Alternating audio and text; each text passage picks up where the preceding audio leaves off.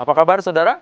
Senang sekali saya Bambang Kalitus kembali menjumpai Anda dalam program Sapa Redaksi on Location. Saudara, pada kesempatan kali ini redaksi ingin menyapa narasumber. Tepatnya kami mendatangi Dukuh Banjar Dukuh, Desa Sibetan, Karangasem. Kita ingin mengetahui atau ingin berbincang-bincang terkait dengan desa wisata, kunjungan tempat wisata yang sekarang ini sedang digadang-gadang menjadi sustainable tourism.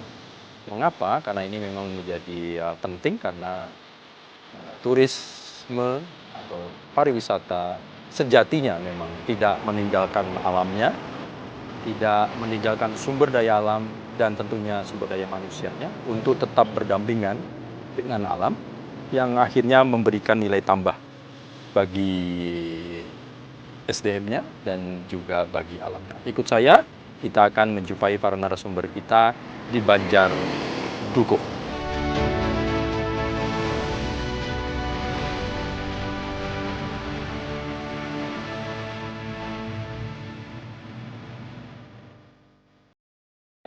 Baik saudara, nah sekarang saya sudah bertemu dengan Ibu Gilda Zagrado dari Badan Promosi Pariwisata Bali. Kita berada di Banjar Dukuh, Desa di Beban, betul ya? Sibetan, ya. Sibetan, Kecamatan Bebandem ya. Baik. Apa gimana kabarnya Bu? Sehat selalu? Wah, sehat selalu. Luar biasa ya. Iya. Aduh, pokoknya kalau urusan dengan pariwisata nih saya juga semangat. Iya, semaling-semaling terus soalnya kita bahagia. Bu Gilda, ini kan kita ini lagi boleh dikatakan membicarakan terkait dengan perkembangan pariwisata Bali. Kita tahu kemarin pandemi sudah, terus pasca pandemi mulai menggeliat, Ya. menggeliat. Kemudian event-event internasional dilakukan. Betul. Luar biasa dari tahun lalu, tahun sekarang gitu kan. Bali betul-betul ada upaya dari pemerintah dan juga stakeholder yang terlibat untuk kembali menggaungkan Bali menjadi tempat salah satu destinasi wisata dan juga mungkin pertemuan-pertemuan yang sifatnya internasional ya Bu Gilda ya. Betul. Bu, kalau potretnya secara umum sekarang bagaimana sih perkembangan pariwisata Bali kita nih sampai dengan saat ini? Kalau kita mau menarik ke belakang sebentar, yaitu setelah pandemi, kita benar-benar seperti yang Mas bilang berusaha, effortnya semua all out. Dan akhirnya kita mampu masuk ke titik di mana kita angka-angka itu sudah melampaui angka-angka di tahun 2019. Jadi kita pakai patokan 2019.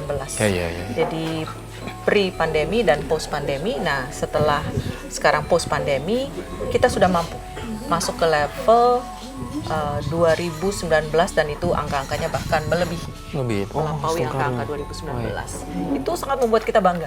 Jadi rekan-rekan pariwisata, semua para pelaku-pelaku industri sangat termotivasi sehingga kemudian kembalilah setelah dapat dukungan juga tentunya dari pemerintah seperti yang Mas bilang tadi, ya tiap tahunnya kita tingkatkan lagi, ada G20, ada acara-acara seperti World Water Forum, semakin meningkat dan akhirnya kita 2019 angka-angka itu kita lampaui hanya barusan di 2023. So dengan 2024 ini kita sekarang sudah mulai stabil, sudah mampu melihat secara lega dan mulai bisa memilah-milah kembali yang mana yang kita perlu lebih banyak fokuskan. Jadi inilah alasan kenapa hari ini Mas dengan tim semua kita undang nih. Tapi Bu Gilban kalau Banjar Dukuh ke Desa Sibetan ini. Jadi ini kita harapkan ini akan menjadi pengalaman atau membuka wawasan kepada semua. Ada satu loh yang mungkin bisa menjadi bintangnya pariwisata saat. Ada produk baru bahasanya. Produk baru, Tidak juga, mungkin betul ya? packaging baru Packaging lah. baru. Sebenarnya kalau di Bali ini produknya Ya. ya budaya itu sendiri, sejarahnya kita ya. sendiri. Secara historical itu Ya. kita memang sudah sangat menarik bagi para wisatawan, bagi para masyarakat bumi ini seluruh dunia secara global. Kita itu sangat menarik sekali. Namun packagingnya kayaknya. Packagingnya ini yang ini akan sangat menarik. Mas.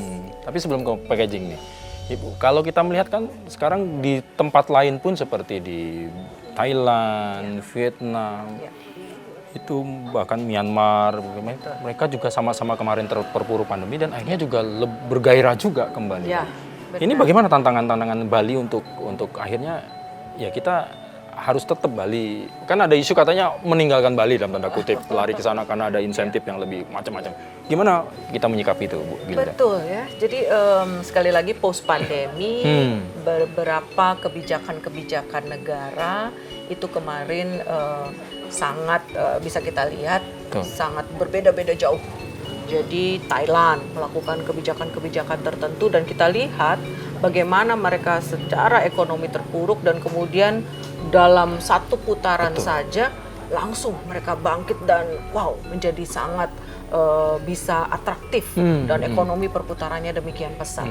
Itu kami akui bahwa Thailand kemarin sangat sukses untuk tiba-tiba dalam beberapa bulan saja langsung mencoba recovery itu ya. Recovery-nya sangat tajam dan sangat bisa sedemikian membludaknya dapat menarik wisatawan.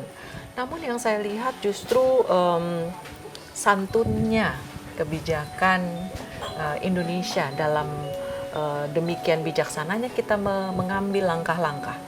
Tidak perlu pesat yang kemudian nantinya mungkin akan cepat bosan. Pariwisata itu seperti itu.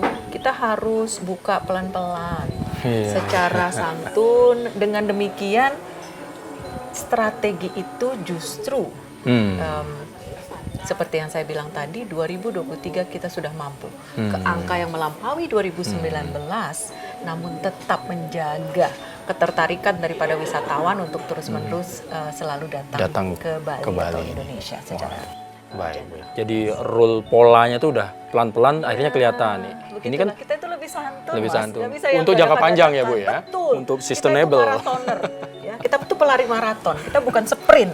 Jadi ya demikianlah kebijakan yang kita lihat ternyata itu yang akan bisa membawa kita ke chapter ke bab berikutnya dalam langkah pariwisata secara global. Nah, Ibu, ini kan menarik, kita sekarang diajak ke Banjardukuh di Sidemen ini ya, Bebandem ini. Nah, apa yang menarik, Bu? Apa yang akhirnya kok kami harus datang? Gimana, Ibu? Jadi begini, kemarin itu secara global para negara-negara ini di dalam kaitannya Perserikatan Bangsa-Bangsa PBB, mereka bilang loh tiba-tiba karena pandemi, wah kita tuh kayak step back terhadap sustainability, terhadap menjaga lingkungan, kok jadinya mandek. Nah, justru dengan kualitas yang dimiliki oleh Bali secara historis kita memang sangat menjaga, sangat menyatu. Masyarakat kita itu sangat menyatu dengan alam. Dengan demikian, kita pun mampu menyuguhkan champion-champion. Nah, salah satu champion, salah satu juara-juaranya nih, yang packagingnya sangat keren. Kenapa kita minta Mas dengan tim Kompas TV untuk hadir di Banjardukuh Sibetan ini, kami mengharapkan menunjukkan show off sedikit, Mas, bagaimana secara historis kita mampu menyuguhkan sustainable tourism. Ini yang penting. Dan ini pun melibatkan pihak lain ya. Benar. Jadi kita melihat karena pariwisata itu adalah satu kesatuan rantai yang tidak mungkin terputuskan. Kita ada Intrepid Indonesia dengan jaringan mereka luas secara internasional membawa wisatawannya, tapi juga ada desanya. Mas akan bertemu dengan tokoh-tokoh desa nantinya yang akan bisa memberikan informasi secara detail, step by step apa yang mereka sudah lakukan. Dan manfaat apa yang mereka dapat. Benar. Ini yang penting. Wah, luar biasa. Jadi tidak sabar lagi saya. Kalau tidak salah itu pusat kebun salak juga ya Bu ya. Nah, ini ciri nih. khas dari Bali nih Iya. dan tempat ini. Secara internasional namanya snake fruit. Snake fruit gitu, luar biasa. Bu Gilda, nanti kita menuju ke Banjar Duku, karena kalau nggak salah di sana kawan-kawan Interpid pun mengajak tamu ya kalau nggak salah ya. Nanti kita akan gabung dengan mereka. Kita nanti akan bersua juga dengan tokoh adat di sana, kemudian pengelola homestay, pengelola kebunnya, supaya kita menjadi lebih paham bagaimana sebetulnya packaging yang baru ini yang akan kita kenakan. Gitu ya Bu ya? Ya. Kita kayaknya perlu nyicip salak dulu sebelum kita turun nih Bu. Mari. Baik saudara, jangan kemana-mana. Kita akan lanjutkan Sapa Redaksi On Location. Kita akan menuju ke kebun salak.